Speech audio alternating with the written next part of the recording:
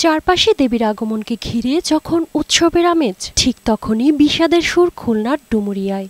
যে মন্দির প্রাঙ্গণে এখন মানুষের পদচারণায় মুখর হয়ে ওঠার কথা, সেখানে এখন কেবল থই থই জল। গেল কয়েক মাসের টানা বৃষ্টি আর অপরিকল্পিত পানি নিষ্কাশন এই দুইয়ের ফলে জলাবদ্ধতায় নিমজ্জিত ডুমুরিয়ার কৃষ্ণনগর, মোজারঘোটা সহ কয়েকটি গ্রাম। এসব গ্রামের 12টি মন্দির এখন পানিবন্দী। পানিতে সম্পূর্ণ তলিয়ে যাওয়ার কারণে এবার দুর্গোৎসব হচ্ছে না কৃষ্ণনগর গ্রামের হরিগুরু সহ মোজারঘোটা গ্রামের 3টি মন্দিরে। এই পরিস্থিতিতে হতাশা আর দুশ্চিন্তায় দিন পার করছে স্থানীয় সনাতন ধর্মাবলম্বীরা।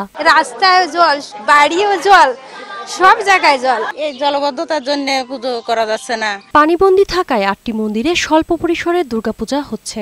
সেখানে ডিঙি নৌকায় চড়ে প্রতিমা দর্শনে যাচ্ছেন ভক্তরা। আমরা নৌকায় করে পূজা করতে আসি, এখানে দেখতে আসি। যে খালগুলো আছে, এই খালগুলো খনন করার জন্য আমরা আবেদন জানিয়েছি সরকারের কাছে। এদিকে পানি নিষ্কাশন ও জলাবদ্ধতা দূর করার জন্য কাজ করছে পানি উন্নয়ন বোর্ড। এছাড়া পানিবন্দী মন্দিরগুলোতে 12 মেট্রিক টন চাল বাড়তি অনুদান হিসেবে দেয়া হয়েছে বলে জানালেন খুলনা জেলা প্রশাসক তৌফিকুর রহমান।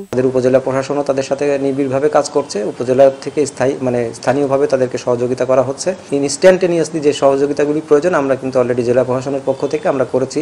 শারমিন রিমি, বৈশাখী সংবাদ।